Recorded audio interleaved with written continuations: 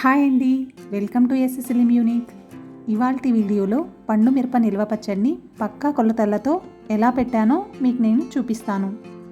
నేను ఇక్కడ స్టార్టింగ్లో స్క్రీన్ మీద కేజీ పండు మిర్చికి చింతపండు, ఉప్పు, నూనె ఇలా అన్నీ ఎంత క్వాంటిటీస్లో తీసుకోవాలి అనేది క్లియర్గా మెన్షన్ చేశాను.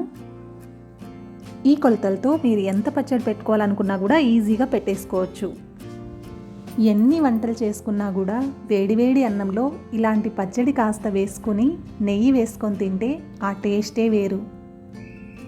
మరి చట్నీని ఎలా ప్రిపేర్ చేసుకోవాలో చూసేద్దామా? ఇక్కడ నేను పచ్చడి కోసం 350 గ్రామ్స్ వరకు పండు మిరపని తీసుకుని బాగా కడిగి ఆరబెట్టుకుని తొడిమలు తీసేసి ఉంచుకున్నాను. అలాగే చింతపండులో ఉన్న పిచ్చలు పీసులు కూడా తీసేసి ఉంచుకోవాలి. అలాగే ఇక్కడ నేను మెత్తటి ఉప్పు తీసుకున్నాను. కావాలంటే దీని ప్లేస్లో మీరు కల్లుప్పు కూడా తీసుకోవచ్చు. నేను 350 గ్రామ్స్ పండు మిరపని తీసుకున్నాను కదా, దానికి తగ్గట్టుగా మిగతా ఇంగ్రీడియంట్స్ని అడ్జస్ట్ చేసుకుని తీసుకున్నాను. పండు మిరపను వీడియోలో చూపిస్తున్న విధంగా నైఫ్తో కానీ సిజర్తో కానీ లేదా కత్తిపీటతో కానీ ఈ విధంగా చిన్న చిన్న ముక్కలుగా కట్ చేసి ఉంచుకోవాలి.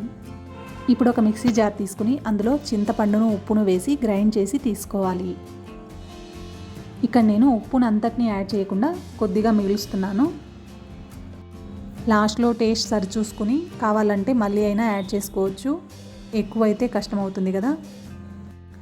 ఇప్పుడు ఈ పొడిలో నుంచి సగాన్ని పక్కకు తీసుంచుకున్నాను. ఇందులో నేను ఇప్పుడు పండు మిరపను యాడ్ చేస్తున్నాను. పండు మిరపను మొత్తం ఒకేసారి యాడ్ చేయడం కుదరదు కాబట్టి ఇలా 2 దఫాలుగా యాడ్ చేసుకుని గ్రైండ్ చేసుకుంటున్నాను.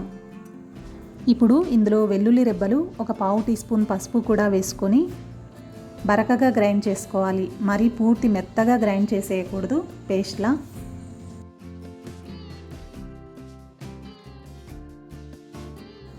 ఇప్పుడు నేను మిగిలిన పండు మిరపను కూడా గ్రైండ్ చేస్తున్నాను.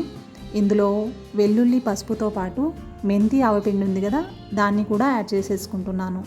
ఇలా గ్రైండ్ చేసి తీసుకున్న పచ్చడిని మీరు ఎప్పుడు కావాలంటే అప్పుడు పోపు పెట్టుకోవచ్చు, లేదా ఒక 2 రోజులు ఆగిన తర్వాత పోపు పెట్టేసుకోవచ్చు. ఇక్కడ నేను పోపు కోసం వేరుశనగ నూనె వాడుతున్నాను. అంటే పల్లీల నూనె.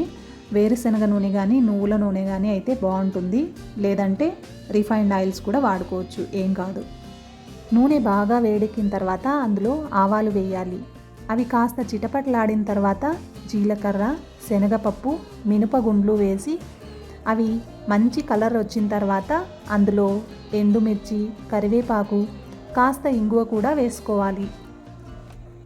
మనం పోపును ఈ విధంగా వేసినప్పుడు అన్నీ సరిగ్గా వేగుతాయి, ఏవి కూడా మాడిపోకుండా. అప్పుడే మనకు పచ్చడి టేస్టీగా ఉంటుంది. ఇందులో కచ్చాపచ్చాగా దంచిన కొన్ని వెల్లుల్లి రెబ్బలను కూడా యాడ్ చేసుకోవచ్చు. నేను ఇక్కడ యాడ్ చేయలేదు. మనం ముందుగా రెడీ చేసి ఉంచుకున్నాం కదా పండు మిరప తొక్కు, దాన్ని ఇప్పుడు ఇందులో వేసుకొని బాగా కలుపుకోవాలి. ఆవపిండిని ఎక్కువ క్వాంటిటీలో వాడే పచ్చళ్ళకు నూనె చల్లారిన తర్వాతనే యాడ్ చేయాలి. మనం ఇందులో ఏమంత ఎక్కువ క్వాంటిటీలో ఆవపిండిని తీసుకోలేదు కాబట్టి నూనె వేడిగా ఉండంగానే ఇలా పండు మిరప తొక్కును యాడ్ చేసేస్తున్నాను. అదే ఆవపిండిని ఎక్కువగా యూజ్ చేసే పచ్చళ్ళల్లో ఏమవుతుందంటే మనం వేడి నూనెని యాడ్ చేసినప్పుడు ఆవపిండి నూనెతో రియాక్ట్ అయ్యి చేదు వచ్చేస్తుంది.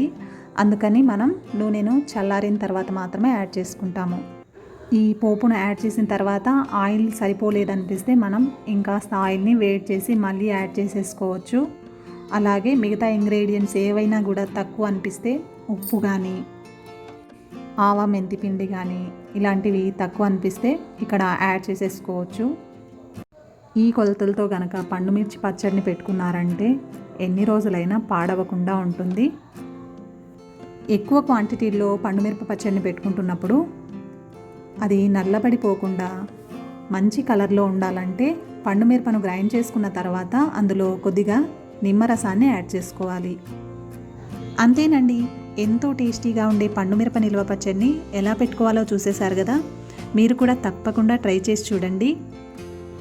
మరో మంచి రెసిపీతో నెక్స్ట్ వీడియోలో కలుసుకుందాం. అంతవరకు సెలవు.